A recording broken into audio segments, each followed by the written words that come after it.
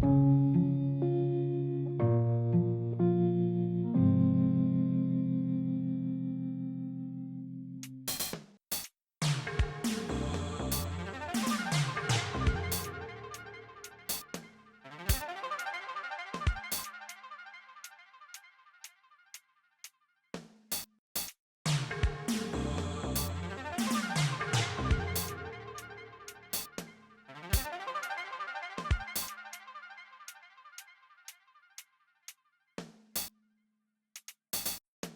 Movie Club Movies TMCMS podcast. Pring, pring, pick up. Pring, pring, pick up or delivery. TMCMS podcast. The Movie Club Movies. Blue Plate Special Sound Job. Tonight's feature. TEQUILA SUNRISE, 1988-1989. A Warner Brothers. Mel Gibson, Michelle Pfeiffer, Kurt Russell, Raul Julia, Arliss Howard, JTWalsh, Gabriel Demon, Ann Magnuson, Ari Gross. I really don't care about the headlining star except for two of them. As Dale McCusack, and you're going to hear that name a lot, Michelle Pfeiffer, Joanne Valinari. Movie Club Movies queen. She is top of the mountain here. So many movies. Check out all the episodes. We highlighted her a few episodes ago, and at the same time, I am always dropping a title from her. I have so many. Married to the Mob has been something that's sort of recently been in the cycle, and I'm still on the fence. It's a good performance by everyone involved, but it kind of like is jarring, kind of gives me a headache visually, but you know, some art does that. You know, Bad Brains isn't necessarily a mellow Sunday morning, but I love a good Bad Brains record. Lieutenant Nick Frisha. Kurt Russell, another queen of TMCMS. No, just kidding. We know he is top of the mountain. Also, we covered Captain Ron. Classic 5-star. Give it up for Kurt Russell in this movie. Raul Julia, and maybe a 90s icon. I think a lot of conversations seem to just point him to that discussion. Addams Family, he's a knockout. Raul Julia we know from Addams Family, Street Fighter. He does The Rookie, and then his career starts to fade from health. This is a movie release for mainstream America, and his career is fizzling on the sea surface. Arliss Howard, we know from To Wong Foo, Thanks for Everything, Julie Newmar, classic actress, I know from a movie called Streetwalkers. Arliss Howard is also in Jurassic Park, The Lost World. These are two of the longest titles in showbiz. A movie titled Plain Clothes, released before this, has a good VHS cover. However, I don't know much about it. The Sandlot was released after this. All Arliss Howard. JTWalsh we know from Hannah and Her Sisters, Tin Men, Good Morning Vietnam, The Big Picture, The Grifters, Misery, Russia House with Michelle Pfeiffer and Sean Connery, Backdraft, National Lampoon's Loaded Weapon 1, Red Rock West with Nicolas Cage and Dennis Hopper, Breakdown, on and on and on. He is in countless amount of movies. Ann Magnuson is from Desperately Seeking Susan, Tank Girl, Small Soldiers with Phil Hartman and Kirsten Dunst. Ari Gross, Just One of the Guys, Minority Report, a usual bit player, but I think he went on to do more TV. I don't know for sure, but he's always been sort of in the background of things I've seen in those 80s and 90s. This one's written and directed by RobertTowne, who's been a major contributing part of a good handful of 80s, 90s blockbusters and continued faves. A lot of the TMCMS sort of extended research and catalog stuff that I've always kind of had conversations with and suggested by. Movie is written and directed by RobertTowne, who has been a major contributing part of a good handful of 80s, 90s blockbusters and continued faves, including action-ready movies. Please feel free to follow ABZ Podcasts for their research and insight on him as a creator and unique Hollywood creature.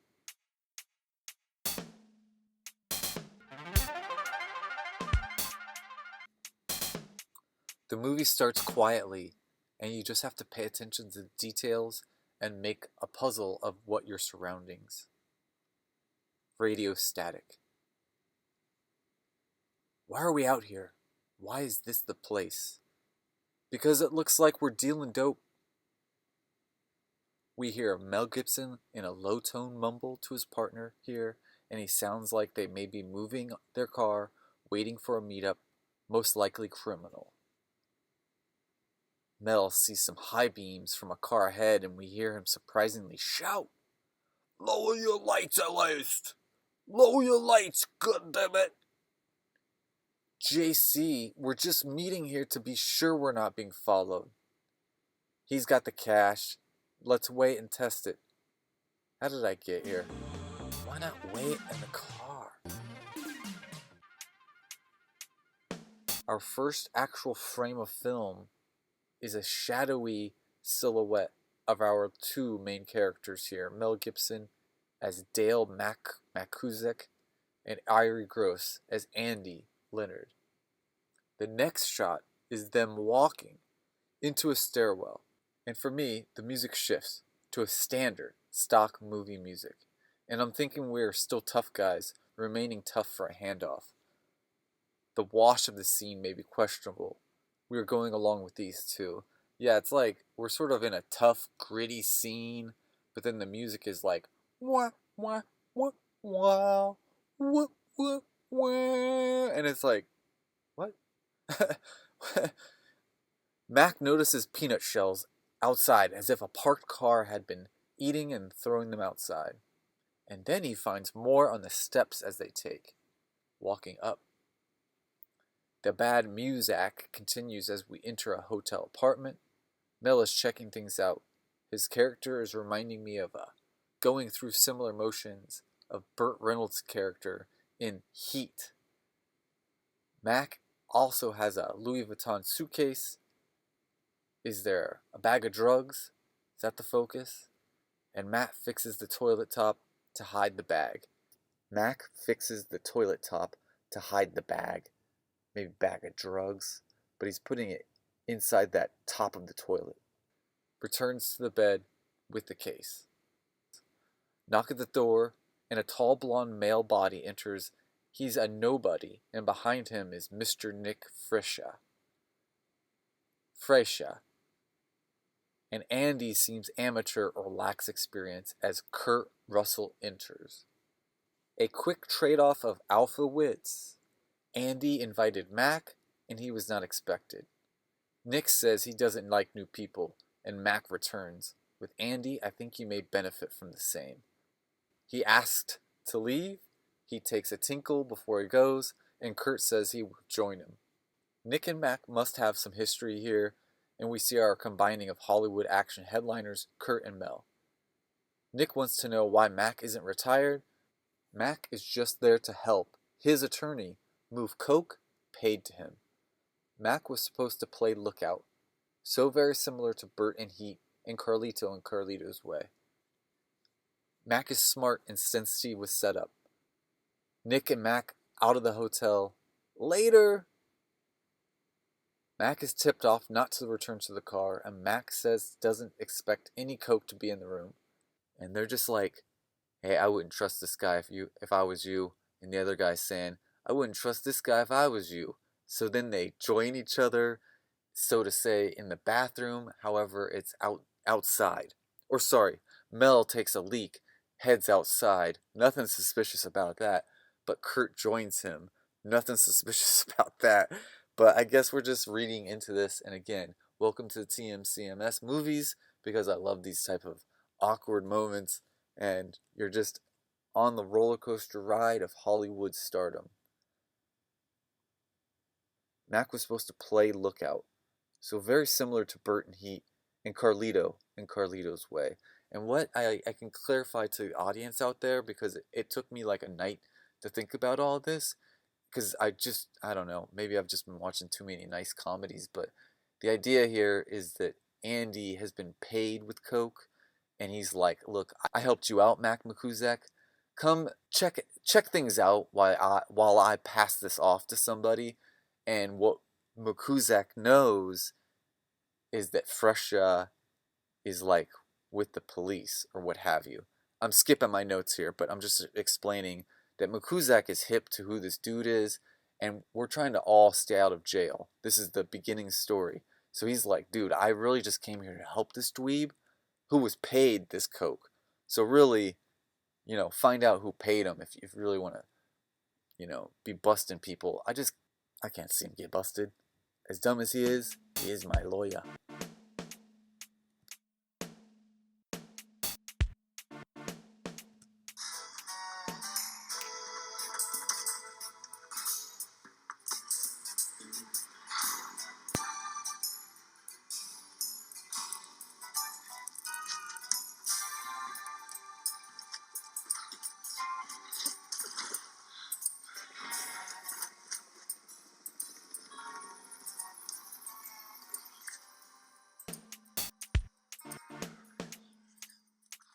We watch Mac escape the swarm of officers in patrol. He was hiding under an entrance awning.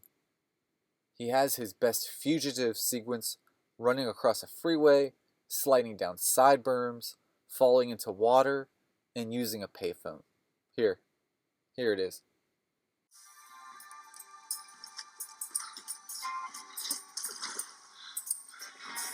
It's really great.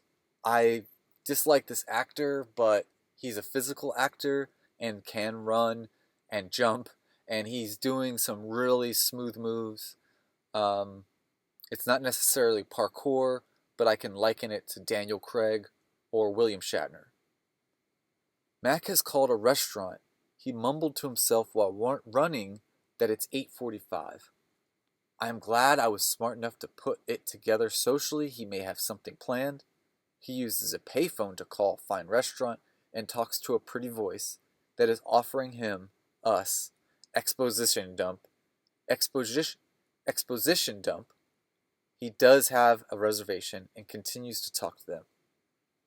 And as we move along with our other characters, they continue to play back a recording of Mac talking on the phone. With the restaurant and our service associate here, she sounds like she's telling him the specials and maybe assisting him with what he usually orders. I do hear at one point a TEQUILA SUNRISE drink is on the menu.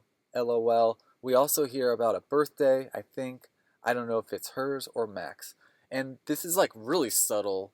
I don't know if everybody's speakers is going to pick it up, but literally in the background, as we're seeing a couple other characters from, we move away from this hotel and then getaway scene.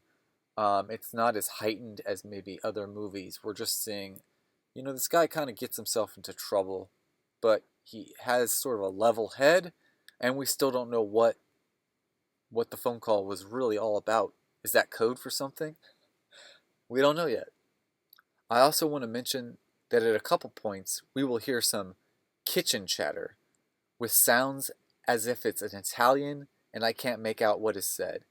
It's like something was dropped. I don't know. I can fill in a bit more in a couple scenes from now. He tough talks the payphone. You are the wobbliest. And off screen, falls into the water. Is that a haiku? Are we having fun here? Nick doesn't understand why so many have been here. Nick doesn't understand why so many have been there, and is told Nick authorized. Nick joins JTWalsh as Hal in a camper van, where there is ice and scotch readily available. Hal and another officer are surveillance, staking out. Maybe this is the origin of the peanuts. The phone conversation is playing, and it is hard to place it in the timeline, but possibly Mac is ordering at the table now, and Lieutenant Nick requests he hear it for himself and then wants to go talk to Mac in person. What's good here? I missed dinner. Mac squirms and says, a little pasta, in a funny delivery. Mac has taken a drink of a creamy tequila sunrise. Rigatoni, how about another tequila sunrise? The service continues over the recording. So, from the phone call, and like I said, the characters we're following is Nick Fresha as he makes his way from the hotel to this like surveillance van that I don't know if it's necessarily parked at that same hotel anymore, but we can maybe fill in that this is the origin of the Peanuts and that Nick, played by Kurt Russell, is just freely having scotch and soda or whatever, scotch on the ice, in this van. And now they've got Mac, played by Mel Gibson, still on recording at this restaurant. And I was just mentioning that you can hear kitchen chatter, but you're having to put all this together with the frames, and I felt like my sound was reasonably subtle and my screen reasonably darkened. I just feel like it's sort of a adult, gritty, maybe romantic-driven drama, crime drama. Kurt Russell as Lieutenant Nick Fresha meets Mac at the restaurant table. He repeats the rigatoni dish to Mac, and of course Mac is hip to where he would know that info. Kurt is spitting hot flame here, going toe-to-toe with Mac. Heat between these two, but tension is playing also. Nick looks to his side and barks, "Dinner's over, Bart. Pay for the tab at the bar." You just had the lead of LA County Narcotics asking about you, and something about being white will show through in the papers, which is an awful race joke. Maybe about having a darkened criminal picture printed on the paper. Awful. But it's 1988. He made lieutenant last week. He's the head of LA County Narcotics. It will be announced next week.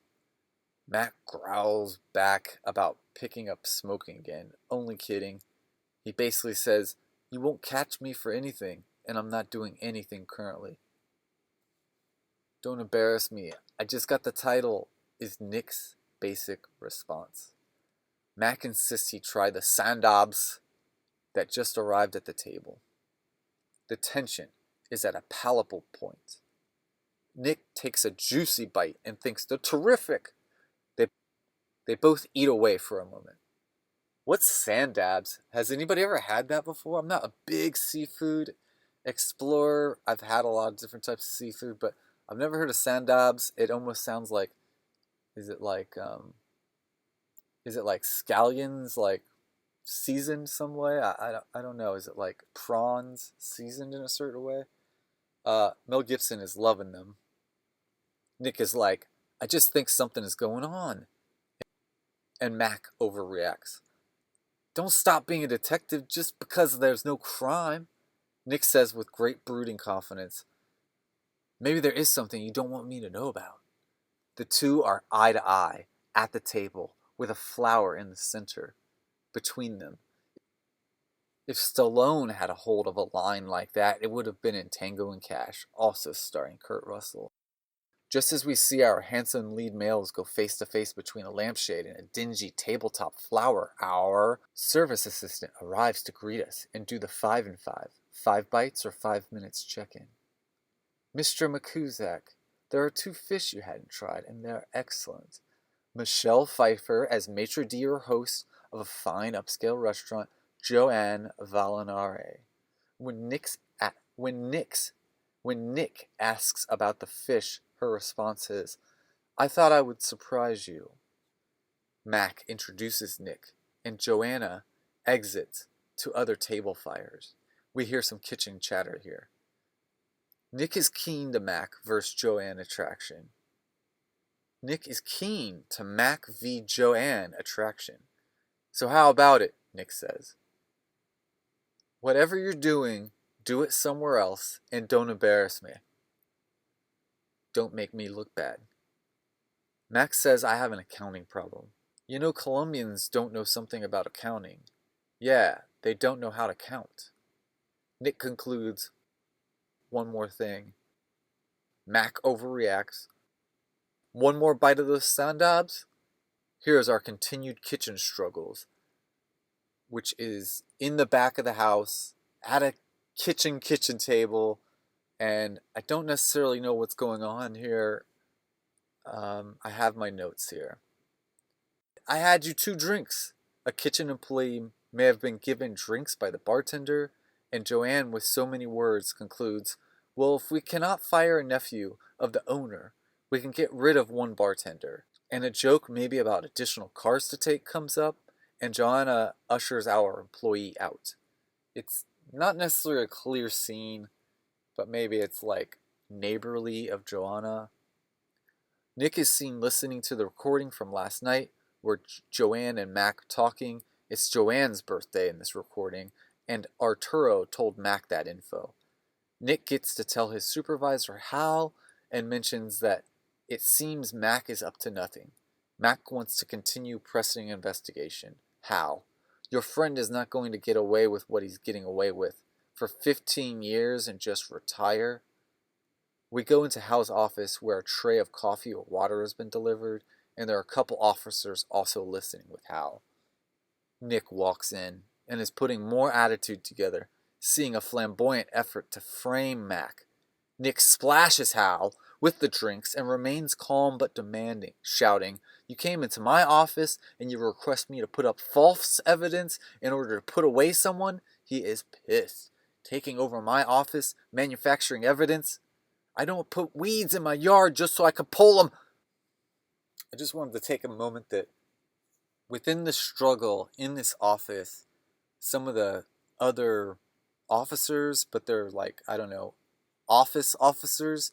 One of the guys reminds me of a writer named Gary DeVore that during the O.J. Simpson and Princess Diana summer where the trouble with them was happening, that literally that same week, that same month, this writer went missing, and he had made a phone call from like the desert of Arizona on his way back to Los Angeles, and he never arrived. And his wife, partner, made the effort to put it out there that he was missing. And there is a great podcast that followed this up. I was a young person, and O.J. Simpson just took over the headlines for years. So I didn't necessarily know about this, but it had this familiar 90s feel to it. He's an interesting screenwriter. He wrote similar movies to RobertTowne. He would have been in the circle, maybe in some write-up rooms and stuff with some of the various writers of this time and of this ilk, and a podcast that came out that uncovered a lot of the facts and straightened out a very mysterious story. Gary DeVore, a podcast, did a good job covering his disappearance and friendships, as well as this recent article showcasing an incredible imagination for the action-packed thrillers. I'm going to give you the full title: Campside Media, an investigative podcast series, Witnessed, Fade to Black, Season 5. Gary DeVore is the screenwriter, and I'd like to just mention the detail I have on him is that he was known for having like a crooked pinky. It might have been on both hands, but this gentleman near the door as Kurt Russell charges in fits a similar description. However, he may be on the rounder side of Gary DeVore, but I don't know. I'm just putting it out there, and literally I've not talked to anybody about this. So, holler at me, podcast. I don't put weeds in my yard just so I can pull them. The tape is asking Mac about skiing, and Joanna and him must be talking on a personal call. Or is this at the table? This is in the office, on recording. And Nick walks out. He's had enough, giving the side eye to our handsless screenwriter, Gary DeVore. Or is he Terrence Malick? We are now at an avocado packing warehouse. Mac is a grade A forklift driver. He's got certification and everything. His ship supervisor comes running out as he's driving the F-lift. And in the background, this avocado distribution center has got a great sign. The sign reads as Hydropore, Leaky Pipe Irrigation, the avocado grower's dream. There's a play on that for the TMCMS episode cover. Get a chance to check that out. Created by yours truly, JustinJustin. His shift supervisor, Greg, comes running out as he's driving the F-lift.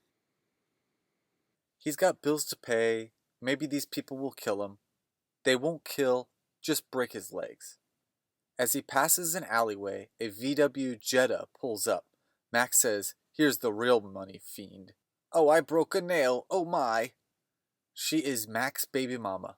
Friend or foe, I don't know. She needs $10,000 for a car repair. And she talks about them having a child. And she talks about them having a child. And how she has been covering for him, saying he sells rubber hoses? Is this an avocado orchard equipment distributor? Everyone needs Mac. Now see the whole frame fill up with paperwork, reading as receipts from the DEA for $11,000.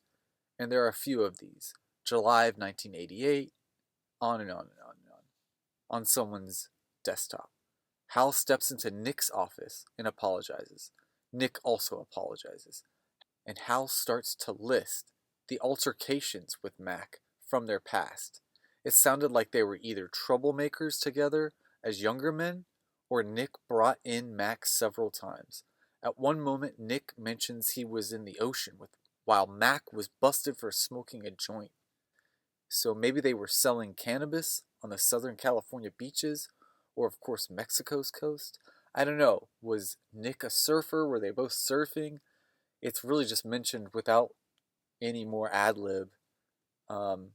Origins of Point Break, or this is a few years after Point Break. Hal mentions Nick has excellent reputation as a cop and has moved out of Nick's offices. Hal says, "You can ask me about the case. I would like to be of some support." Nick asks, "Who is your snitch?" "I cannot tell you that." Dos, dos, dos, cuatro, dos, siete. Mac is on a sunny payphone, talking Espanol to Jabba the Hutt's subtitles. Dos, dos, dos, cuatro, dos, siete. Mac explains they are watching me, and with an aging streetwise voice, our phone call is explaining how successful criminals will usually find attention, and getting out of the game is no exception. People will want to take him out for being as good as he was. It goes by fast, and for me, there was a lot of personality here. I had a problem focusing on the quick subtitles. Could you spot me, Seven? I haven't played ping pong in a long time. We see Nick almost take out a pedestrian, pulling up to our neighborhood sheriff's office, and the landscaping being taken care of by felons in jail suits while we see one officer supervising. Nick walks into an interrogation of Joanne. So loose ends are tied up here with the kitchen drama at first hand. Because I think, like, in the same room is the young man that was drinking and driving from that small kitchen scene. Very subtle. I don't know how else to explain it. Andy is Mac's attorney. He is the brother of the owner, I think. And he is helping our kitchen staffer get his green card. Oh yeah, Andy from the very beginning is also there. Because he's an attorney. And he was the one in a DUI scenario. Sorry. And everybody I just mentioned is figuring out a DUI from the kitchen helper. And she threatened to fire the bartender. All of that is sort of wrapping up here. Hal is attempting to intimidate and threaten for more info she may know. Joanne is playing strong and sturdy as she has a major attorney herself and threatens to bring him in on these details. So Michelle Pfeiffer is firing up. Nick icebreakers this situation and handles himself like a gentleman lawman as Joanne passes around her own car to get in and thank Nick. she seems to come alive. While at the restaurant she seems lifeless, robotic, and reading lines. At this moment, she seems to warm up to Nick and wonders about his friendship with tequila, chugging, big tipper, Mac. Hal steps up and tries to elbow nudge Nick. Why did you let the kitchen guy go? She's tough. She kicked your ass, Nick says to Hal outside their offices, and Joanne has driven away. Heavy 80s sax.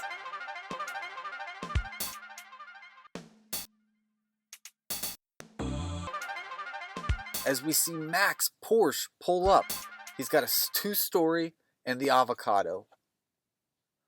Arliss Howard is a roommate, and he has 2 girlfriends over.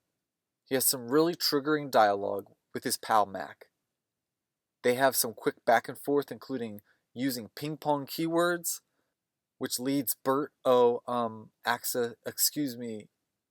Okay, I'm confused here. I just have excuse me Mac to ask a sign, Arliss, okay. Well, edit all that. Arliss, who is Greg Lindroff, 2 G's, 2 F's. We go right back to the restaurant. Greg is on a payphone. Joanne and Nick are dining.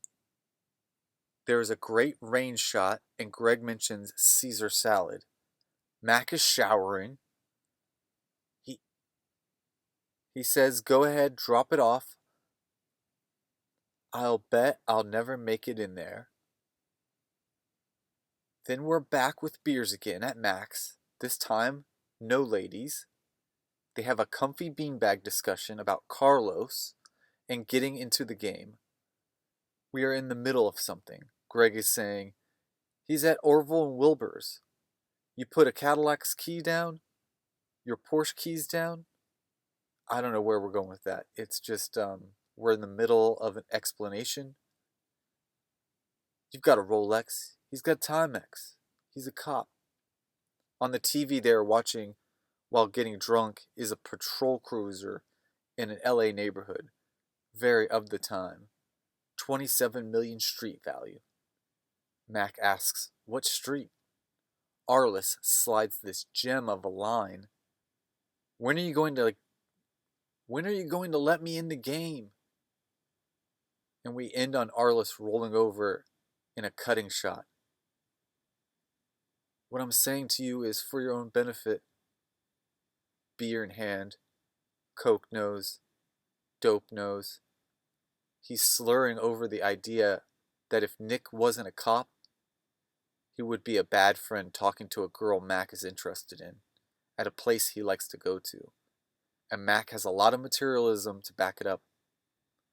Mac says he would have to bust his buns from his bed because he's going to sleep.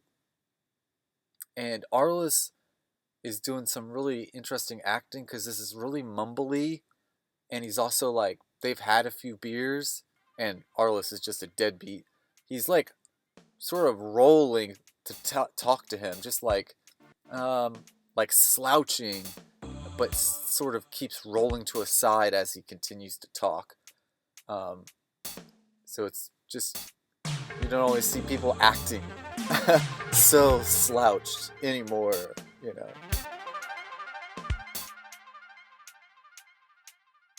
I have a clip for Nick v. Joanne at their table as they dine together. You were saying? You're still suspicious of me and Mr. McKeezer? Yeah. You actually think we're in business together? No. I don't date the customers, Nick. Especially when they drive $50,000 cars and always paying cash. And you'd heard about Mac.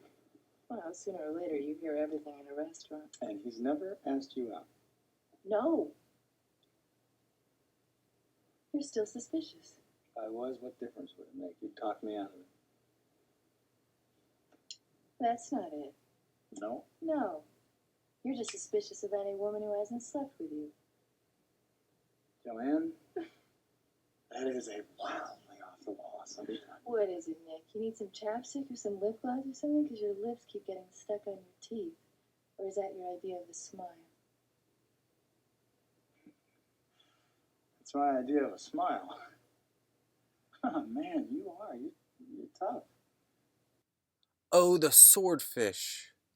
Nick and Joanne Valinari are dining together, and the camera is pulling us in by seeing the back of the house. So to say, they are at the last table left, the bar is emptied out, the bartender Arturo receives the keys from the valet stand, which he brings to the tables. We see some keys on the table in a scene, which is interesting, as we now see the two most glamorous table flies since the 1940s, Michelle Pfeiffer as Joanne and Nick, played by Kurt Russell, are magnetic. Dimly lit for atmosphere, the two are lit by the gold in their auras. We are getting a sneak peek into the conversation they are having at their table. Nick gets a chance to find out more about the mysterious, charming restaurant runner. He mentions that the way she answered Hal was like reading off a menu, and she thinks he's got an answer for everything. She follows up by calling him a bad boy, bad boy. He begins to stroke her hair or neck, and this is getting close.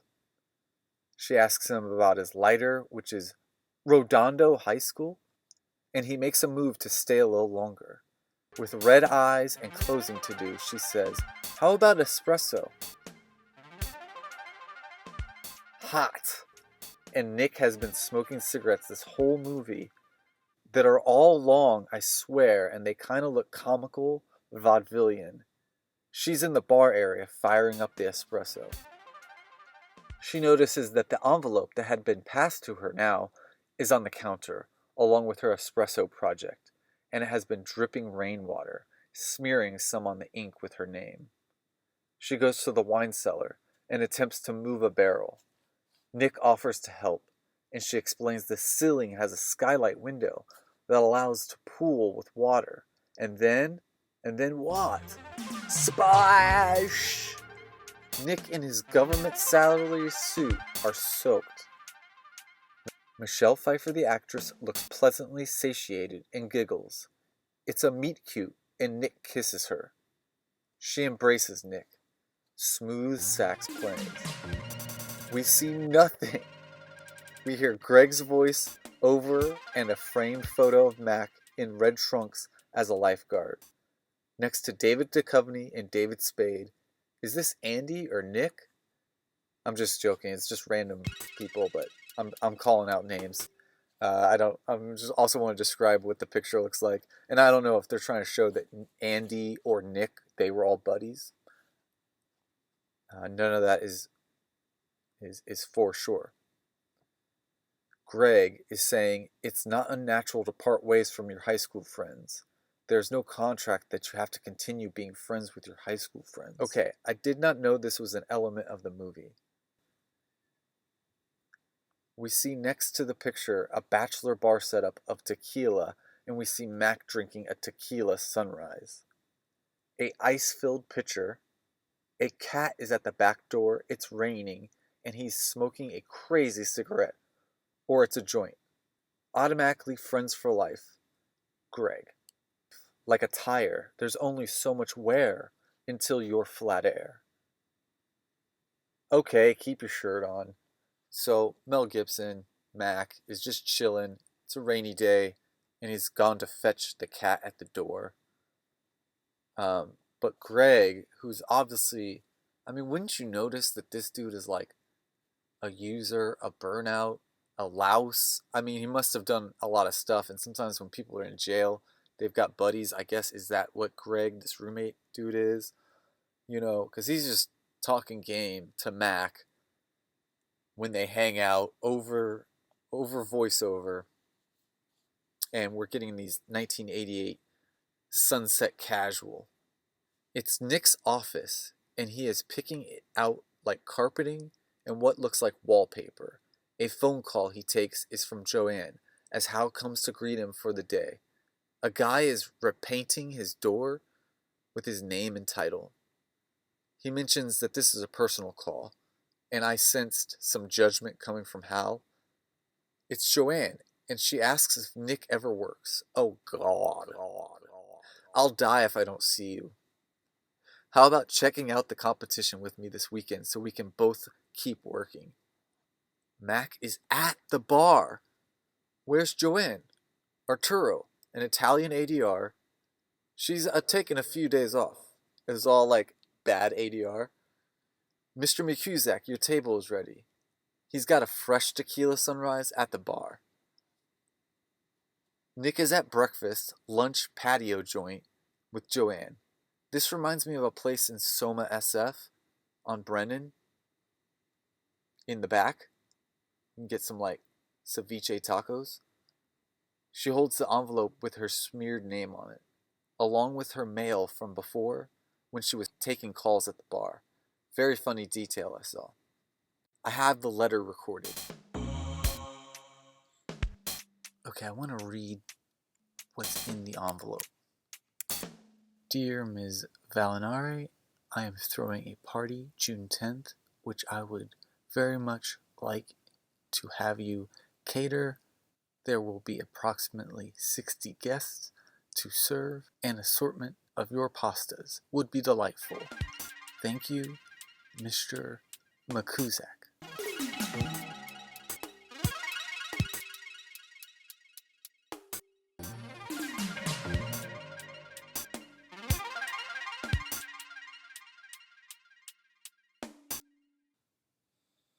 Nick is back in his office. Some, convicts are cleaning and preparing his office for some reason. This to me is maybe the same crew that was out on the lawn earlier. Is this a common practice? I don't know. Hal is critical, yet Nick assures him, I've been working. Mac's party is coming up at 56 guests. His party is coming up 56 guests. He's got an appliance he is unboxing. Do you like cappuccinos? A beach walk with two guys. One guy has 2 G's in his name, but there are 2 guys. They can be heard over the radio. Greg and Mac discuss. His ex-wife, maybe? Because it's his kid's surprise birthday party, and we get a Latin theme, a feeling of Southwest, a magician, a bunch of kids, and Michelle Pfeiffer serving 4 sodas. If you check out just this scene, you will be really unsatisfied with this movie. This is like, again, a part of the charm of this gem, and it's not awkward, but it's just like, what is going on? There's so much great cinematography with this movie, and obviously there's a bright spot in the writing, but only in spots, because even scene to scene, the consistent charm of this movie remains to be seen. I mean, just Michelle Pfeiffer serving 4 sodas at a birthday party. Give me a break. No way. It's not Michelle Pfeiffer. It's Michelle Pfeiffer, okay? Get your sodas out of here.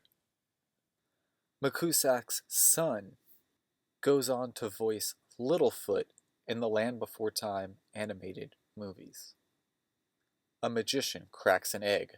Mac, of course, notices undercovers all around the beach, and besides a barking dog, we get a mic bug near some colorful surfboards. And again, we go back to really cool shots, really great cinematography.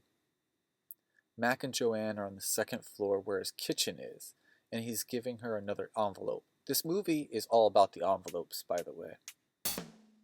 This is probably payment for the catering.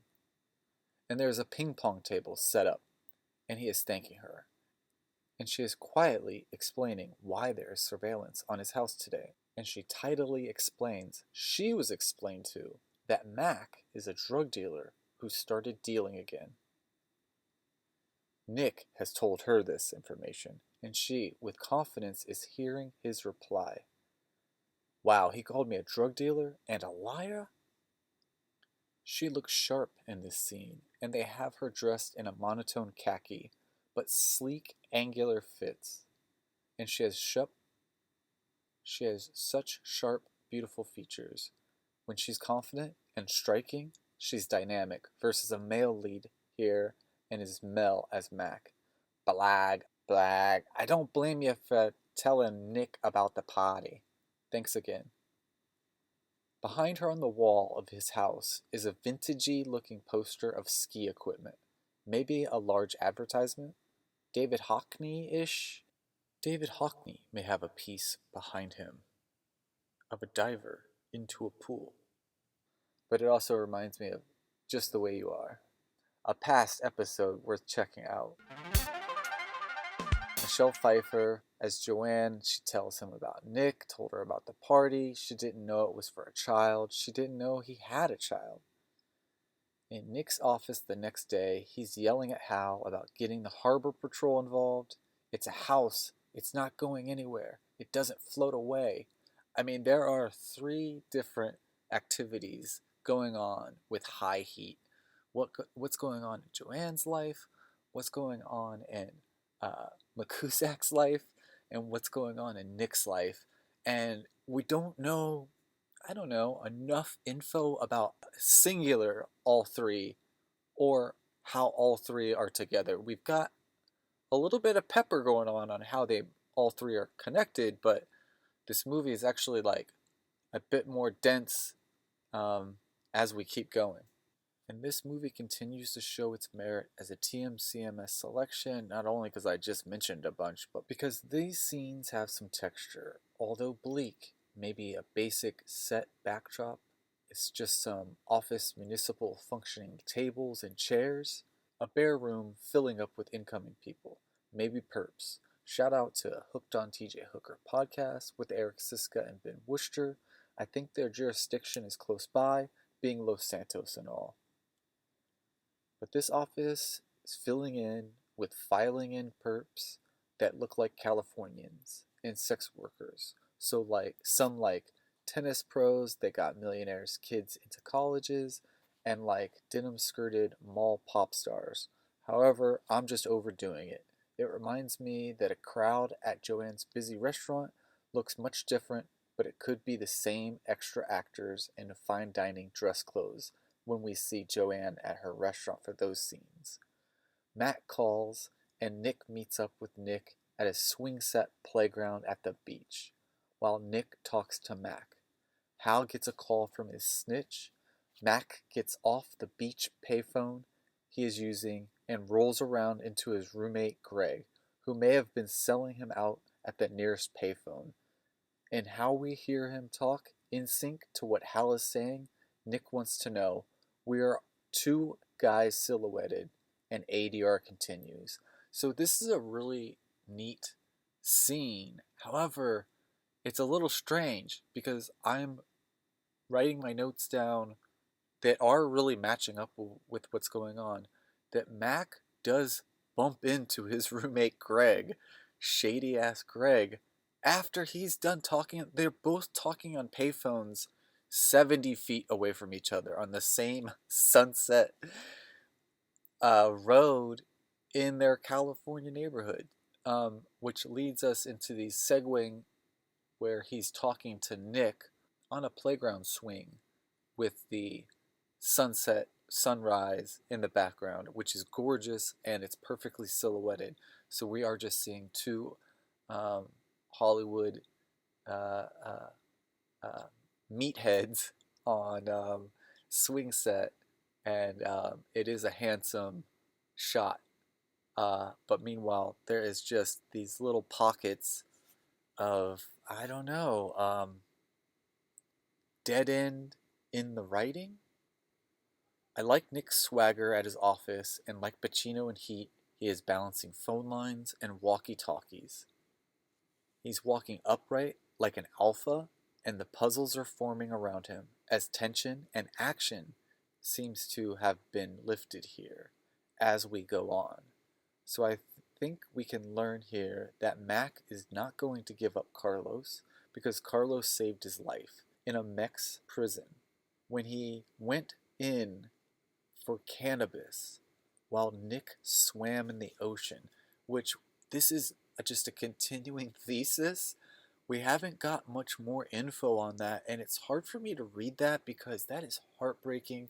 We're dealing with this now. A lot of people's terms have been lifted with going into jail because of cannabis, and it breaks my heart because cannabis is so healthy. for some people, and it really shouldn't have such harsh consequences, but it did early on, and we are starting to discuss better options.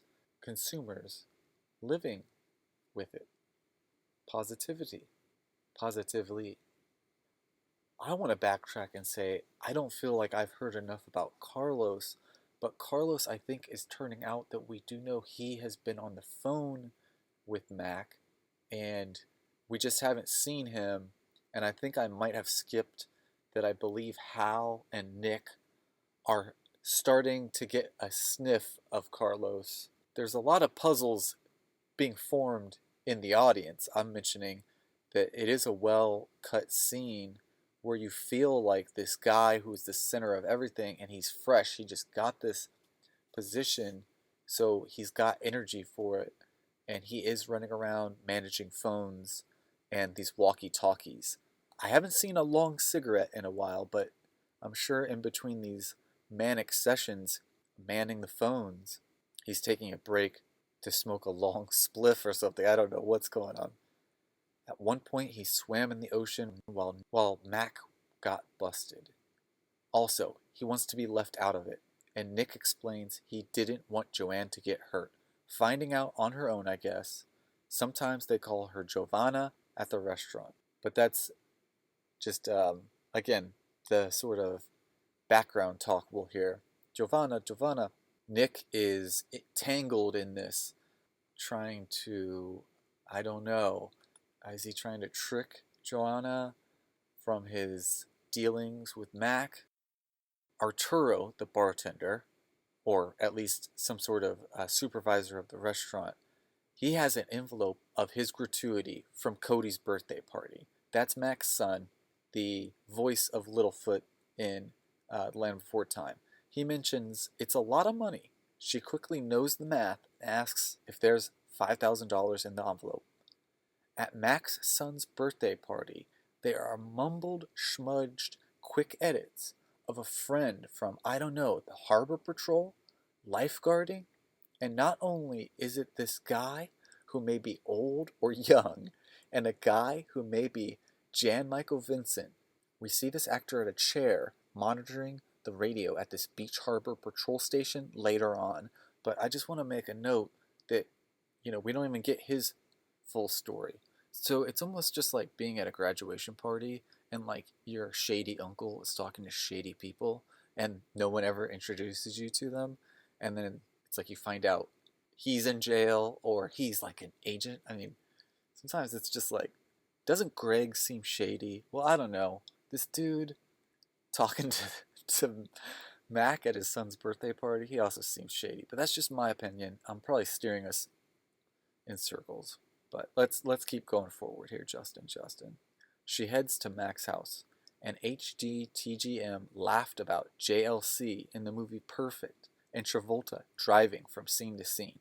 And this is one of those moments. She's driving back to Mac's, and Greg says he's at the competition. So it's weird that she said competition to Nick way earlier on their weekend off, and here she is again, only this time we see actual action of beachgoers and surfers out there on the waves. Our hero Mac is sitting alone. I'm not joking.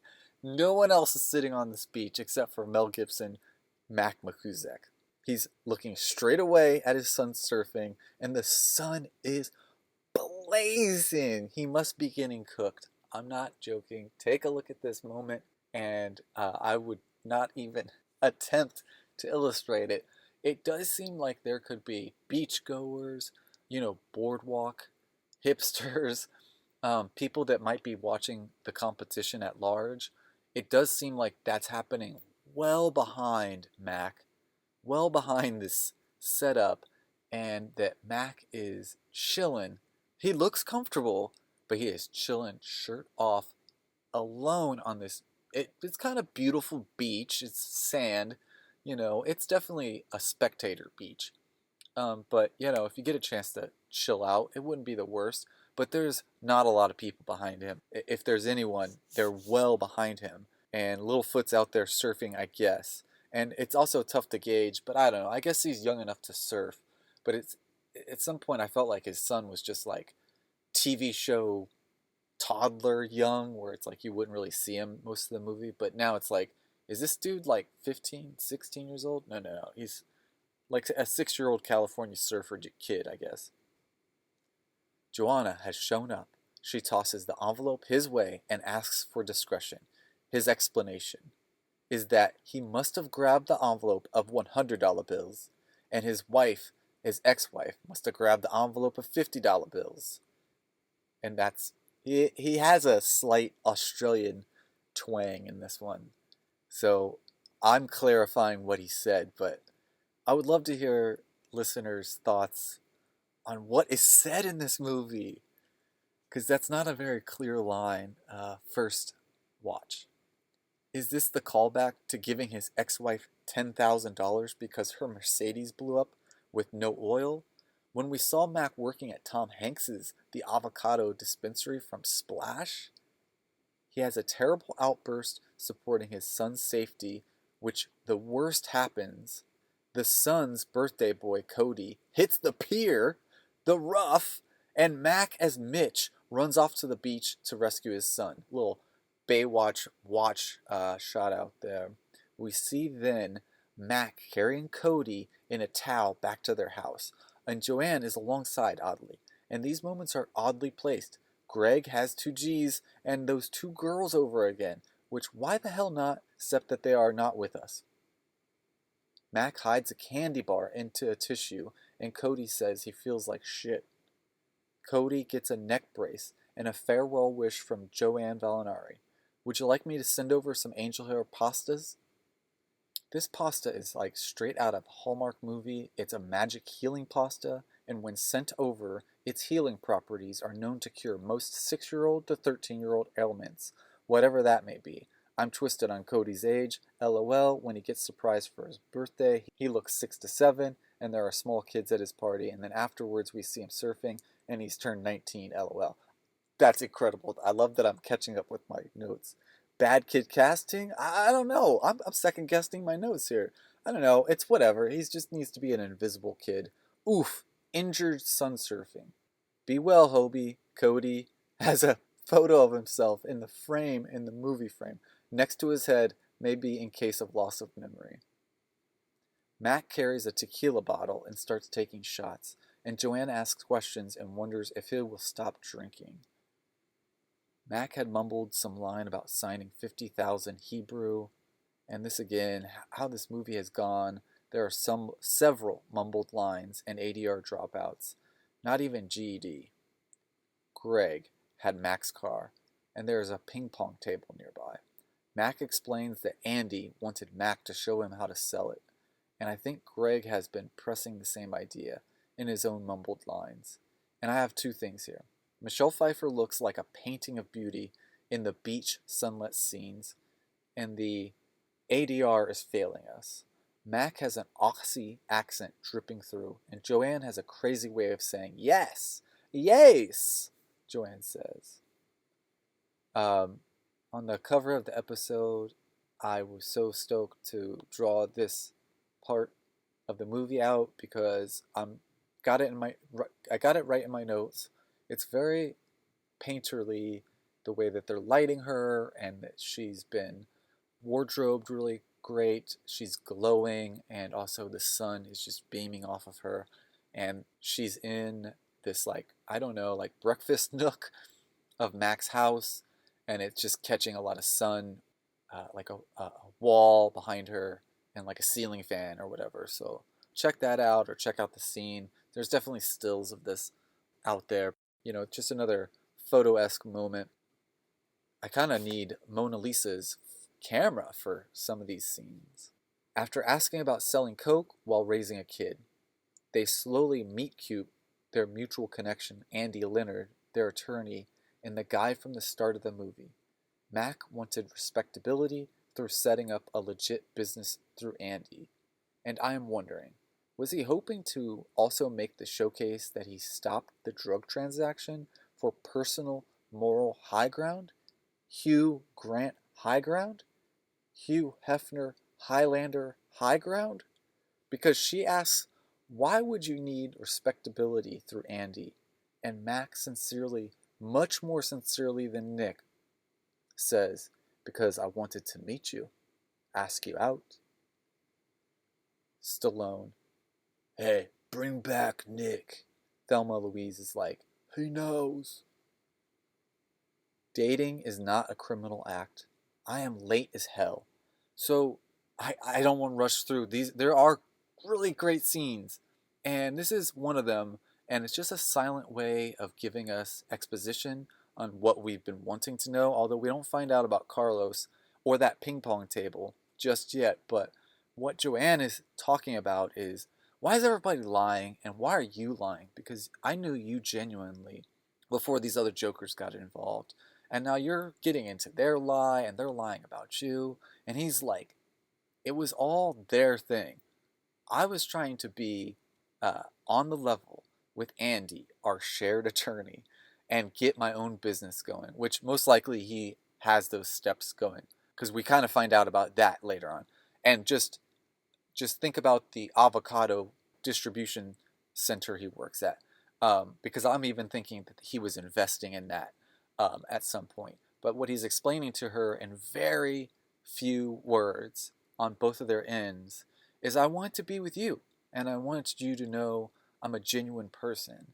Everything else is a lie, and you and I know Andy. And it's almost like, well, Andy is kind of a dirtball. Why do you, why is all that? But he's also not a dirtball. But it's like, it seems like everybody's become a dirtball, and they met each other, and this is all sort of recent.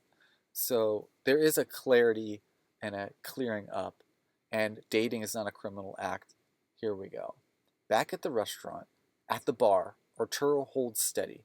Joanne, in a stunning black dress and hair up look, comes to the server station and asks for a glass of champagne. You're never gonna guess what just happened. And it's so wild. It's so wild because we were at Max, like whatever, Cody's birthday party, or I'm sorry, we're skipping all over. They were at the surf competition, and now she is back managing and working her restaurant dressed to the T's. You're never going to guess what just happened. You got dressed up? Arturo's actual response is priceless and relatable.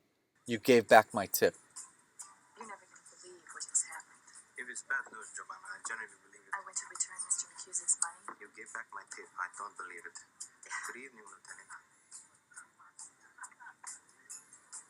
You're early. You're late. Disappointed? Yeah, what kept you? You don't want to know. We're over here. No, we're not. Where do you suggest? The wine cellar, where else? Come on. Nick, come on. Stop kidding around. I mean it. Oh, I have customers all over the place. I'll scream. That'll be quite unnecessary, señorita. Joanne Valinari, may I present Comandante Javier Escalante Potrero y Vega, the Mexican Federalis. A pleasure. Okay, I want us to get ready because this log ride is heading toward the rapid waters, starting with her scene here, and she will continue through the maze of her restaurant setting, and there will be puzzle pieces scattered. Nick enters from behind. You're late. You're early. I'm JustinJustin. This is the Movie Club Movies podcast. Nick catches her off guard and says, oh ho, about the wine cellar, where I guess they did it? Although we only saw them kiss. Only, LOL. He takes her to the door. She is immaculately dressed, and her hair is done stylized. The door opens, and it's awkward. However, all the actors remain ice cool. It is a cellar door. Shout out to Drew Barrymore. She does say she has customers all over the place. Interesting similarity to a drug dealer. I want to thank Nick for not picking her up. We have been on a string of movies where women are picked up off their feet and taken to where the next scene takes place. She walks right in, and I will not introduce our next character. I will introduce our next actor by the name Mr. Raul Julia, star of Addams Family, and one memorable Arsenio Hall experience for me.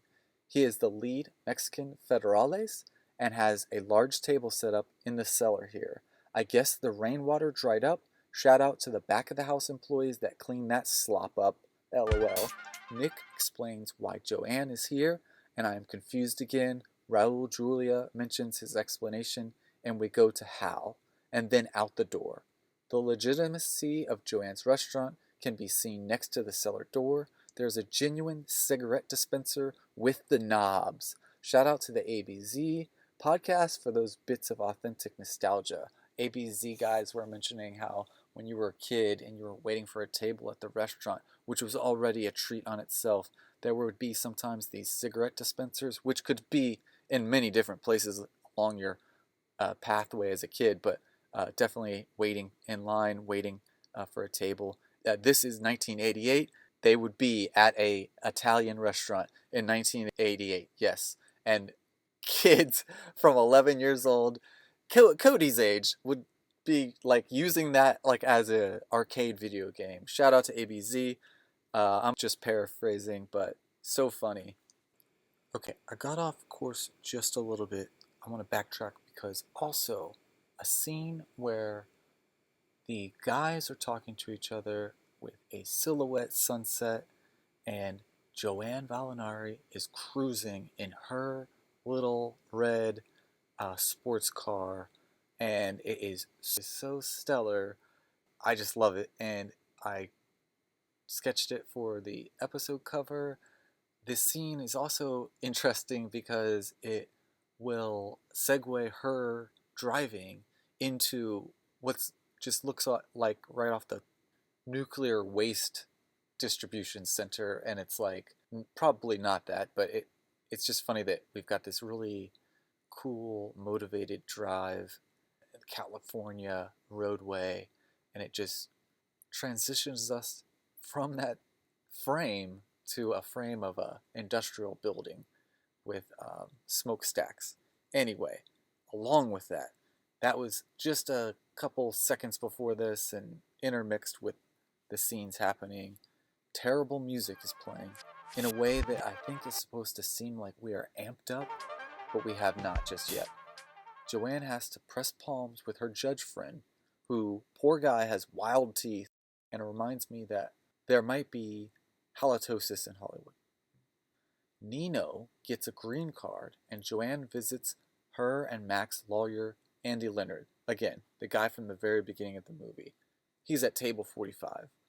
Raul Julia, his last name is Escalante, as if to say the movie is escalating. He wants to give Nick a present of gratitude. A gun. I think we get censorship here, or Hal is like a true blue Fed officer with Mormon background, because he says he's the guy that can ID Carlos, and he always delivers. Don't mess with him. You can mess with her anytime. The gun is being passed around. I'm sure it's real, however, it's decorative, in a box. Hal sits next to Escalante, and he talks about pedestrian strategy for a house Max stays in, and the security steps he has thought of. Good details. Did anyone think the angle and lighting had a Vince Vaughn effect on Escalante? Mac owns a boat. Mac has a parking stall on a street above his house, and Nick gets up saying he can help with one phone call. Nick is at the house phone. Joanne breezes past. Is she in the weeds ever at this restaurant? It's her restaurant, so I guess she's not. But does she ever have panic mode preparing or serving pasta? She's the boss. She asks, "Why are you not at your party?" Nick hangs up the phone. I don't want to nitpick, but did he make the call or not? He follows her to Arturo at the bar, and they are just staring. Oh, to be an actor. Nick says, "Is there something wrong?" I thought he owed me an explanation. Mac gave me his explanation. Do you want to hear it? Seems he has been engaged in his business for purely romantic reasons, while you, it seems, have been engaged in romance for purely business reasons, Joanne says to Nick. Is that a haiku? Nick, I'm not sure I understand that. Joanne, a little vague for you? You want to fuck your friend? Fuck him, not me. That's Michelle Pfeiffer as Joanne Valinari. That's a few syllables off, but I'll accept it's Zen. Thank you. Oh my gosh. A rigatoni about Nick and Joanne. Two mannequins living in LA County. Oh yeah, life goes on. Cody's in a neck brace while Mac drinks on. We are halfway through the movie. Mac is a good guy, a good dad, and Cody is sitting in bed, drawing with crayons. Mac is headed out and mentions there's a sitter downstairs, babysitter. And I am wondering, is that who the two girls are? I don't know. It doesn't matter. Cody mentions Joanne Valinari, and he doesn't add any accent to it, and I think we should hear this one out. Doesn't she like you? Some people don't like a goddamn thing. And he has a point. Joanne's character is always shown at her job, so I can understand that she is in service mode. And we all get into that mode where we jump through hoops rather than show our own interests, because we're at work, or in her case, it's her own business. And as far as we know, she has not shared any true interests, with the camera, because I don't know everything that her and Mac have ever talked about or talked about in the margins of this movie. Maybe she likes champagne. We also see that Mac has a temper, so don't piss him off in real life. Anyway, these are just these sprinklings of things that we don't really have going on. Cody is confronting his father about his attraction to Joanne Valinari. And I would be saying, did we ever get that angel hair pasta? We see that Mac is clearing a boat, getting the cover off, and negotiating a high road stance up top of the boat, as it is, talking with Greg, 2 G's. He is wanting to know where some real shit is. Some shit will do. And they have an opportunity to make $500,000 from a guy who's doing life. Mac is hella sus and maintains his distance verbally. We see him bundle up a red thermos and a modest boombox. This is 88. I love this scene because it really shines. It really shows our two characters here that I've been shouting.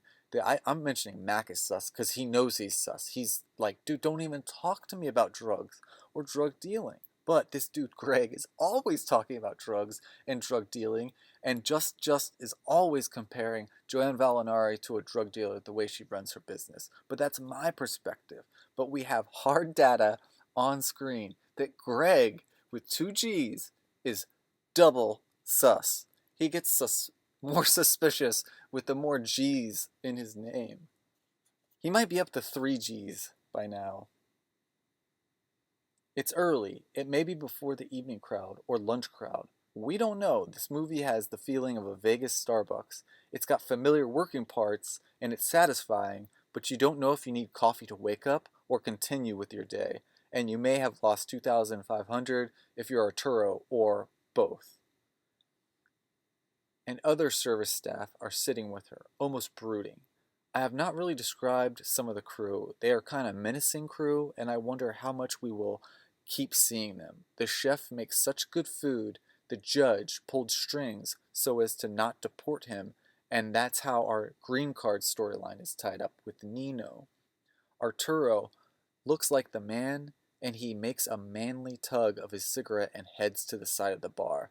It is a brooding sort of atmosphere. The lights are sort of dim, and Joanne and the rest of the crew are sort of sitting, I don't know, not in silence, but I think everybody's waiting for maybe some emotions to be expressed by someone like Joanne, who they're all most concerned about.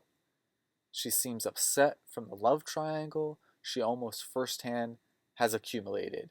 However, I see these guys are pressing towards her. Every corner, all of her shifts are spent with a would-be lover. Is that the special? She's giving guys blue plates. Nick enters. The crew disperses after Joanne diffuses her situation with Pfeiffer essence. Nick apologizes and says he doesn't know her, and then recites a list of her romantic history, which I will not repeat here. Why is the LA County Lieutenant Narcotics looking up her dating history? Yuck. Anyways, she dated the artist who did the frescoes in the restaurant, which is amazing. And I thank you, Joanne, for loving an artist. Pfeiffer has these big eyes that are filling up with tears, and she makes you check your humanity as he asks, "Man, I just want to see you tonight. Will you?" See me? Witness him! Fuck that, Joanne. Ask with French stained glass windows for eyes, "What else do you know about me, Nick?" The phone goes off, which she begins mumbling should not be on a ring, because she is the one to turn it off every day. And I love that we get these moments of really running a restaurant. Not all of them, but this bacon bit is nice. And she says, "How did you get my number?" Dinner mints. Like, she is being emotional, very emotional, and the phone rings. And this is just an insight to a restaurant. Yeah, you would have that phone ringing because your baker in the morning is going to call, or the guy who brings the water or something at the early hours or before the lunch rush starts. But when she begins her business day, she's mumbling, and it's just great real life info that she's the one that would unplug the phone ringer. Here it is going off. It's an added annoyance, and she is, of course, annoyed with this man, Nick, who is in her restaurant, blowing up her spot, throwing her for a loop. Too many puzzles. Nick has a matchbook. He gets up to grab a matchbook near her and the phone. She sees this. Sus. She is a beautiful mess, and I'm guessing that Cody was on the phone. Nick leaves.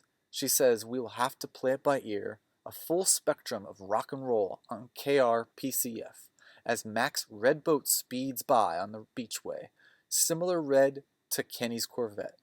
The radio DJ is saying that the lyrics to the last song were inspirational for girl watching. Oh Cal, so Cal, KRPCF.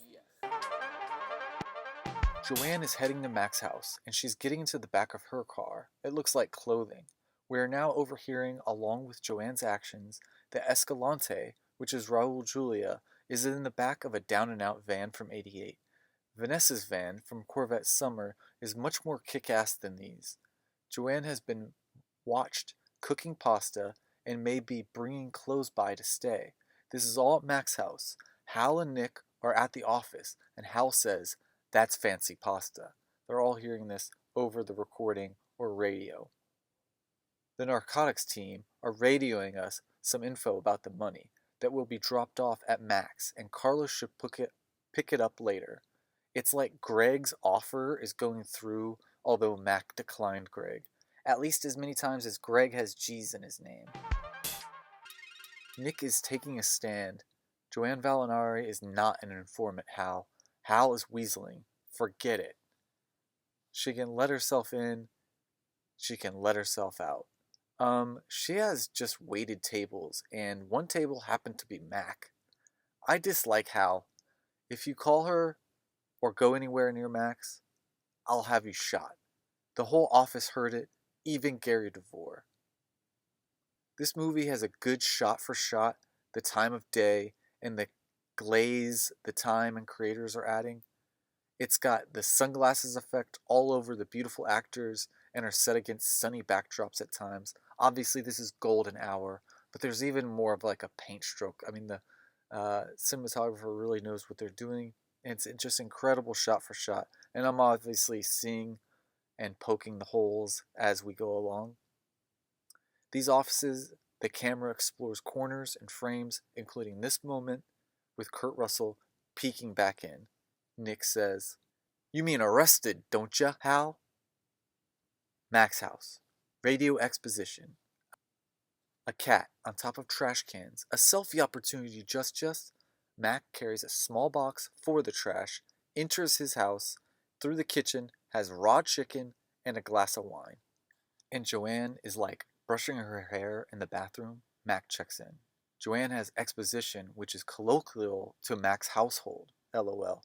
Cody confessed to Joanne, after she came over, that he dismissed the sitter, Anne Marie?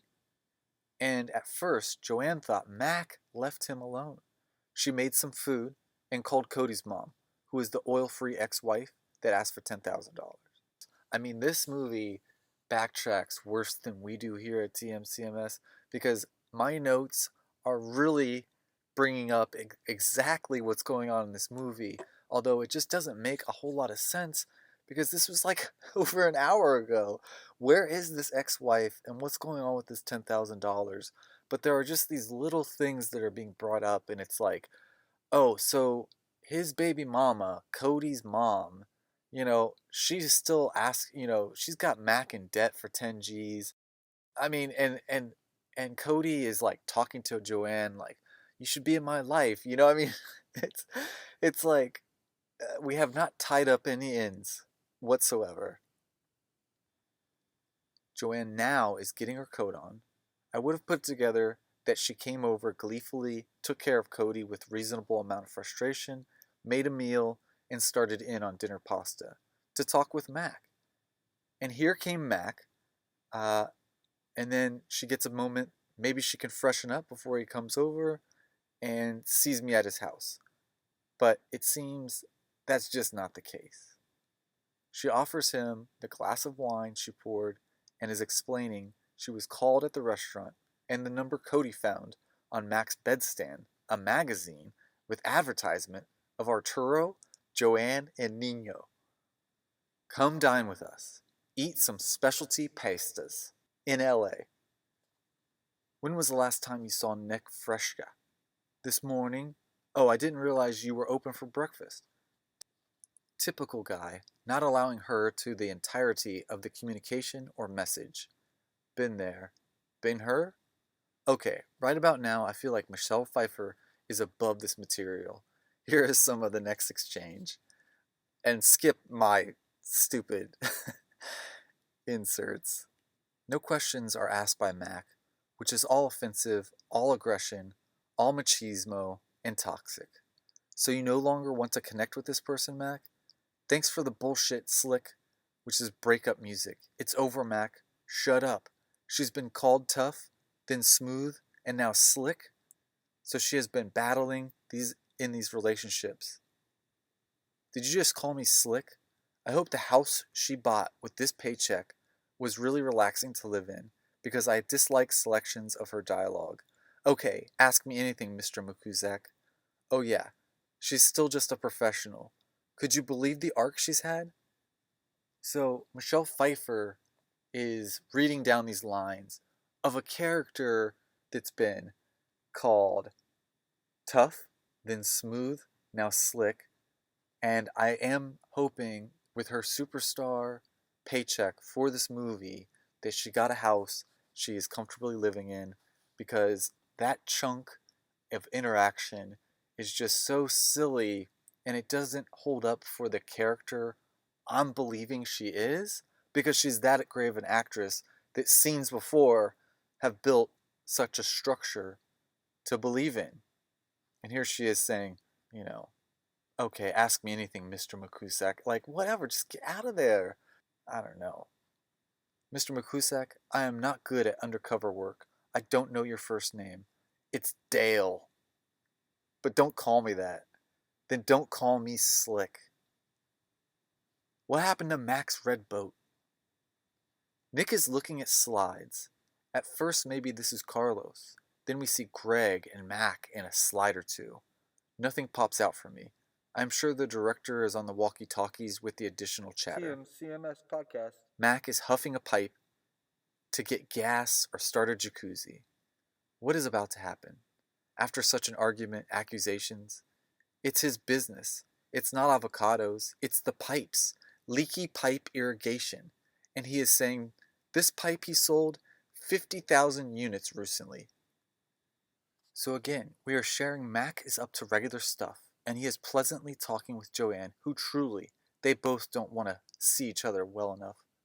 And at this scene, it shows, with contrast, that Nick is souring the mix just by getting involved. A tequila sunrise with an olive in it? She's not leaving. They are watering the lawn. They are framed. Mac and Joanne are sitting against a camper trailer and what may be a wall of bougainvillea. It's all over the Pacific West Coast. However, I don't know if that is the flower Pfeiffer is sitting against. It's a very interesting patio setup. Max says no one wants me to quit as she observes he's legit. She quips. That's paranoid. He gets Aussie in his uncomfortableness and replies as if he's sensitive. She apologizes, which no one apologized for calling her slick, and she gets vulnerable, and Mac makes his move. They kiss and fall back on, I don't know what this is, a wooden beam over a mini pond? Mac, put your pipe away. Escalante is smoking as he hears Mac's leaky lemon game. I'm not joking. I love my notes sometimes. Oh my gosh. So, yeah, I mean, no one's apologizing to Joanne, who's just been called names.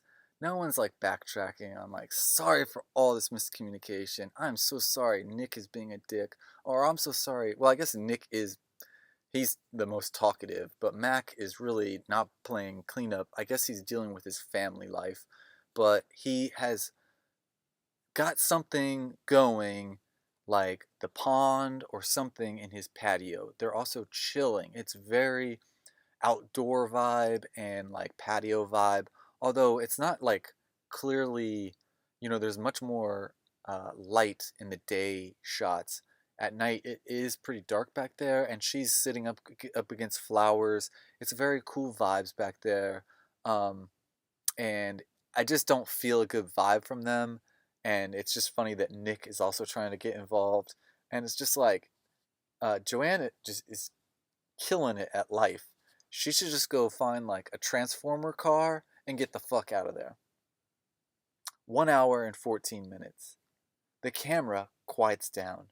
We come in from the street up, maybe this patio Mac was on, and we see landscaping. And I think windows, we see flowers, and begin to see heels, and maybe discarded clothing, and steamy, almost pool-like surroundings. So I'm talking about the patio I just explained, and we're just kind of MTV cut into a kiss scene, and the camera is just taking us on a wild ride. And then, like a whale at Miami's SeaWorld, we see Max emerging, splashing topside, and Joanne has him around the shoulders like a moray eel. He is erectly standing in a small pool. There's no beam. She plunges up. They both have been under the water. She was swimming with earrings on. The sax is wailing. This is the biggest beat of the movie. Ha! She passionately walruses after him. The surveillance camper van is watching and getting hot. Are these jokes? All we see is steam from Mel Gibbs' littlest, smallest personal pool we ever did see, and we get a psychedelic heat from the reflection angle of the surface and Mac's body as Joanne gets into a crouching position. Are you for real? This is some special pasta. Shout out to Cody for inviting her over, right, Mac? Okay, so she's not leaving. It was miscommunication. We get one more splash, and poor Pfeiffer is holding on to Mac as he makes out with her all over this crummy little jacuzzi pond. I think this is also looks too similar to his mobile home in Lethal Weapon 1. I gotta pause there for a moment. That is so classic. This is such a hit. I love this movie. I can't explain it to anybody any better. I hope you're following along, and please check out this movie. This is like a makeout scene of epic proportions. I don't think you see a lot. It is a little bit awkward, but the movie just, again, I'm just explaining that all these little pockets in this movie are just making me laugh. It's so great. I'm such a fan of Michelle Pfeiffer. I'm such a fan of Kurt Russell. And I've seen JTWalsh in so many movies. I'm on board for this movie, and I love a sunny West Coast movie. It's just TMCMS podcast. Now we get sax and electric guitar as we see their new life together through slides. It's like the intro to a TV show. It's got a Nash Bridges vibe. It's got Family Matters vibe. Nick is looking at his slides. We are seeing he's pissed. He didn't get the hot tub shots and is smoking a number 2 pencil. A slide shows up with Joanne, Mac, and 2 G's, Greg, at a table. We get a passion shot. Is this the OG modern, sophisticated sexual thriller? Hal slams his fist into a wall of photos. She may be staying over consecutive nights. I don't know. He says, leave. Get out of there. Clothes are drying, and the machine is making that sexual thump, thump, thump, thump, thump sound. This movie is endless with symbolism. That's symbolism, right? Nick has slides of Hal making a drop to 2 G's. Nick has smirk. Joanne and Mac have vanillas, ice cream. Put a pin in that for when we cover Into the Night, a movie released almost 4 years earlier. I believe you that you are out of that other business. His pager goes off. It's his service. He says he can go call. What the fuck? We now see that they are in the camper trailer. So he sleeps here? Or this is where he takes women? What? I sense a setup closing in. There's 30 minutes left in this movie. He walks into his main house and looks at the phone. From the stairwell behind him are the arms and gun of Raul Julia. And it's only horseplay. Quickly, the exposition links. Why didn't you call? They are covering the house. And Raul Julia is on 11. The U.S. federal government and the Mex feds, me, are covering your house, waiting for me to show up. I'm not joking. This is really happening. Are the bugs recording? He has 2 walkie-talkies, and he states, if I speak into the wrong one of these, it will cost us 15 or 50 years each. Wow, this is intriguing. Federales chirp in. Perspective is important now. We go to Hal's office and here, Carlos has entered the house. Back to Mac's house as Carlos looks for leftovers. Raul Julia is running the alpha show here. You kept me waiting. I could see you had your hands full. You fucked for 4 hours like a champ. Okay, so the censor mode has been disabled. He improvises up the stairs. Joanne is left alone. We hear slapping. We see ping pong table tennis. Joanne is alarmed. She's downstairs. The phone rings. Mac answers. Who? Joanne is intersecting as Raul Julia sings. The phone was for Joanne. It was Arturo's wife. He had to go home for the night. Joanne has to close the restaurant. What a career choice. Carlos had said Mac needs to leave in less than 20 minutes and wants to finish a table tennis game. They both leave? Joanne parks in a parking garage. Her stall reads, Valinari's reserved. She's a tough, smooth, slick, splashed shard.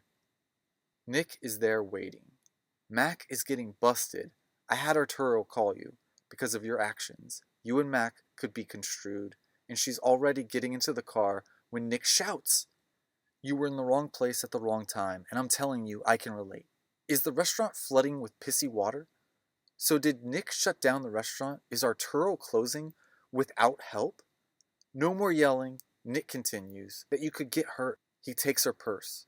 We are at a moment in the Yo Pro rom-com where the lead has to start shutting down one rom choice over the other or communicate their priorities. And this is me criticizing the character of Joanne because I just keep mentioning that Makuzak we're seeing, kind of doing daily activities and that he has a life and a family, as chaotic or decaying as these things may be. We see him do that. And we're not really seeing Joanne do anything except for run a restaurant, which is a great interest and would have several facets that we might find interesting as audience. But along with that she could be someone who also enjoys landscaping or rodeo, and we're not seeing those things, nor do we need that, but we also don't know inner workings of her necessarily. It's just something that we're having to, I don't know, am I wrong to read into this character? from what I get. And this is also in contrast with Michelle Pfeiffer as the talent she is. She's a magnet. She's hard to find boring. So just like Kurt Russell, it's like fill her character in, and even Kurt Russell is not necessarily a filled-in character, and I'm not highlighting that enough either. But I find it just more entertaining to highlight what's going on with Joanne Valinari. She is a restaurant owner, and that's a great deal interesting to me, I guess. I'm a foodie. His trunk is already open. He takes her purse, and he's got guns, and he sizes up a couple. The gift from Carlos is the choice. So she has a loaded gun. Nick has a loaded trunk. Another officer is coming to contain her, while they bust Mac back at his place. Nick burns out and says, "Get inside." He's such a dick. Mac rolls up to a pier in his red boat. He mentions to the guys on the dock, "Don't smoke, there's a leak in the fuel." Interesting. We follow Joanne back to Mac's house. We know Carlos is there. She walks in. Greg and Carlos are processing, money. He's got a popping on a paddle. A note to the viewer, too late in the game. But this is a quiet movie, and the music in the background is increasingly quiet until the recent love scene. But Raul Julia is loud, so watch your volumes on the later side of this viewing. Joanne introduces herself, and a goon is edged behind her. Carlos inspects her purse. He notices the gift gun. Greg says, "You gotta watch out for her," which is sad, and she's already asking where Macusack is, and I'm the one calling him Mac. Greg has his perspective, and he continues, "She friends with a cop." Okay, Greg is friends with the FBI and 2 girls. Mac is nuts about her, and he wouldn't see she's an informant. He wouldn't see that, man. Carlos is letting him air it out. Greg is playing it like he's a benefit for Mac and is getting squirrelish. Carlos presses about being busted and asks if he has answers to their questions. What'd you tell them when they busted you? And from my perspective, is with a movie like this, I am thinking I saw too much at the beginning, so I think I know what the characters know, and some of these characters seemed crude from the start.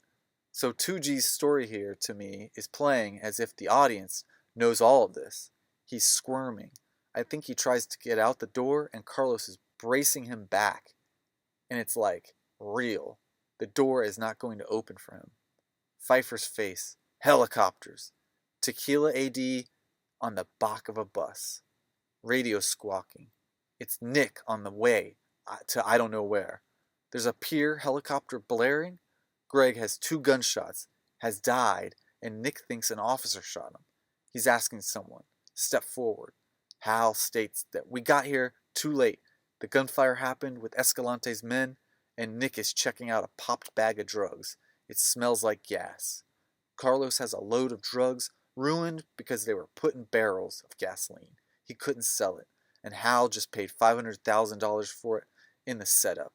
Hal doesn't know some of this info. It's really coming together here, and basically Carlos, you would have to be an incredible writer to relay what the intricacies of what's going on here, because Carlos is playing both sides of the game. He is fooling those to thinking he is a federal agent, and at the same time he is some sort of real drug dealer or undercover drug dealer making deals in order for those who are maybe not as righteous will fall to the deals he's making, like Greg and like Nick's office mate Hal, or all these tangles.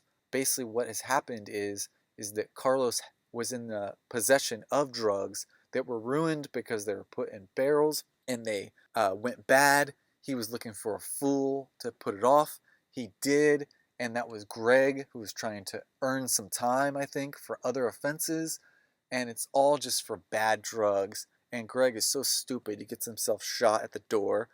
Mac is onto this. This is all happening around Mac, And Mac has been denying all these fools this entire time, kind of along with Nick, who's been protecting Mac. He's just a dick with this lady friend of his, but at the same time, you can't really trust that your friend wouldn't just sell you out because he's got a real job versus your history of drug dealing. But we have yet to find out about, what was the real history with Nick, except that they must have just been in small time cannabis or whatever. All these sort of untied ends just sort of taper out, and we just gotta, kind of wrap it up with what we know of these personalities. Hal is getting the foolish end of all of this as Carlos has set him up. And get this, Nick asks, where is Escalante? Where's Carlos? Hal don't know. He said he was heading back to his boat. He sailed up here. Nick is smirking, nodding. He said he was going fishing for albacore on the way back. Nick nods again. I'm laughing. Thelma? He knows. Escalante is Carlos. Escalante is Carlos. Mac and Carlos have the munchies. They begin drinking. Carlos has a fatalistic view of Joanne and possibly anyone who is his friend. Quote unquote, you can't see me, but I'm quote unquote friend. Ultimatum, she dies or we stay here until I convince you. This is a climax to the movie. They are inside Carlos's boat. Carlos has fooled Hal and of course Nick because Hal took the deal. But Mac is there, not playing a fool, and he is literally wanting himself and his new life partner out of this bad life. And Carlos is like, dude, you always did this. I know who you are. You're here with me. And you can't have these friends, especially anyone who's ever talked to the police, and then you're going to get in bed with these people. No. And he is alphaing it, and they are getting drunk, and they seem like they were referencing an old friendship. So maybe Mac has always been dealing with him since the day they were surfing and got busted. It's getting scary because an ultimatum has been presented, and Mac needs to take it, leave it, or die himself. Drinking is the way out, the way in and out of this situation right now. He wants to share a thin joint and begin singing over a TV with bullfighting. Joanne has not been shown and then is shown. They are on a boat in a lounging room, and it feels like patches of this movie are pushed in or taped on to fit. Just like that, because she is now in this room. Raul Julia is working on a grand finale, has big reactions throughout the ending of this movie, and we are on a log ride, really moving right now. And remember, it's 1988 and there's romance. Mac is pretty drunk and passes out. When he gains his wits about him, I think he gets his hand on the gift gun and points at Carlos. He says, hold it. I know when he gets like this, he's serious. So Carlos is sort of like poking fun at his, old drinking friend. And he's like, all right, drinking friend, all right. But no, he's serious. And comically, there is an edit where Mac and Carlos are facing one way and then flip as if we can't have bodies rotating towards the camera. So it's like a skip. I mean, it's just like two actors trying to maneuver on a very small stage because the camera is right next to them. I don't know. So it's like a skip and they switch sides. And we're supposed to believe that they're sort of roughhousing, to gain control over the situation. We dance step our way off Carlos's boat and onto Mac's red boat with Joanne following. Carlos's two goons did nothing. We boat our way out. We drop Carlos off and mention something about staying on a certain radio frequency. They've been on this red boat that Mac has. The engine stalls and we have some leaky pipes. Mac has the money down below the boat, which I couldn't imagine a person fits below this boat, and $500,000.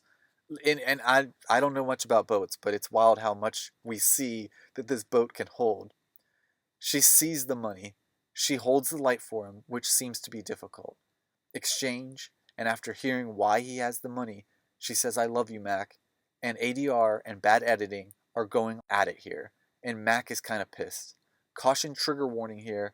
Joanne is saying she loves Mac, and Mac says he wants to slap her. And he swings, hitting like the door to below the boat. Wouldn't it be great if Joanne swung and hit Mel below the boat? Oh, for Poseidon's sake. Mac, love her back. Say you're wild about her. We get to where Nick is, and Joanne hangs out by a fence. They love each other. She would get married right now. And it's just so much turbulence. If you're returning from the trigger warning, Nick appears, and Mac wants to talk to him. I guess I don't know what's really going on here, and I'm showing my vulnerability by saying, I would not want to leave Joanne alone without me. Like, these parts we spent so much effort to be together, and then we separate to talk to our villain bros. Like, but I know that she's going to be okay, but it's just so wild. It's like, people are chasing you and holding her captive, and then you get free, and it's like, okay, wait over there by a fence. That's just as shady as everything else. And it's like, let me go talk to our villains. It's like, no, I don't know. Everybody together, give her a baseball bat or something. Mac and Nick square off with guns. Nick is like, I caught you. Where are you going? And Mac is like, I gotta take care of this guy. So take care of her. Typical Mel Gibbs macho sacrifice. He heads out. I liked when they had the motor going. It had a good rumble. But they don't use it throughout the boat use. It's only like in this scene. It's just like a good sound effect right now. Hal and Nick have a squaring where Hal has a napkin on and is either eating chicken or donuts. A bit at one point, I thought I saw a dipping sauce, and Hal is pressing, taking out Mac through Carlos and Joanne. In a couple points, we have asked a lifeguard or harbor patrol to help us out. He was at Cody's B-Day party, and his voice is dubbed in like a small old man's voice, like a thin, boyish old man. And when he hears Mac's name, he's been asking for harbor support, and Nick turns the tables to ask for his help outside. They go together, and we know that maybe Mac has a fighting chance with friends somehow. Red Boat Rendezvous has picked up our operatic, asthmatic, doobie buddy Carlos. He starts in on drunk Mac about friendship is the one thing we can all choose. Please, I don't want to kill you. Cannabis is the future. Mac had to rig the boat to set fire, and we watched him do that for a long while, and he dumps too much gasoline in the water. What the fuck? He mentions, Carlos, I was going to blow you up. Here, let me switch it back. In reality, we're just watching a comedic left hand play around with a leaky tube irrigation setup. What kind of jokes are you giving me? Against her is an awkward gun struggle, and Mac bends the gun slowly towards our villain's BFF. Pow! They are both shot. Mac sacrifices his muffin top love handles, shoots one side off, but Carlos has a fatal wound and says his goodbye in passing. Is friendship for eternity or not? And I said it on an earlier scene, but Raul Julia on that scene is going 11 or 12. I mean, he is just blowing up. I couldn't highlight that soon enough. Hal shows up and shoots up the place, setting it off ablaze. Nick is there and covers Hal and allows Mac some time to scramble under the flame. Nick dressed sharp, and you know what his outfit reminds me of? Is Chris Pine's outfit in Don't Worry Darling. Really sharp and tortoiseshell sunglasses. He stands on the shore. He's called Joanne and told her to come to a certain pier point. And we see a bunch of people have a nice time at the beach. And then we see a boat. And Nick sees Joanne running through the sand. And we see her embrace with Mac in the seawater, just off the beach. And our friendly harbor lifeguard is telling us he's got some singes and scratches and is generally pissed off. Freeze frame on True Love. What about his kidney shot? And I think we need more of these meals at Joanne Valinari's restaurant to see the prior chemistry between Mac and Joanne. Arturo, did he get any gratuity on that kid's birthday party or not? This movie reminds me of a Michael Mann's Heat with De Niro and Pacino, Scarface, and some of Carlito's Way. Thanks to Arturo, Mac, Nick, Joanne, Hal, Carlos, Andy, and Greg. Please be kind. Please rewind.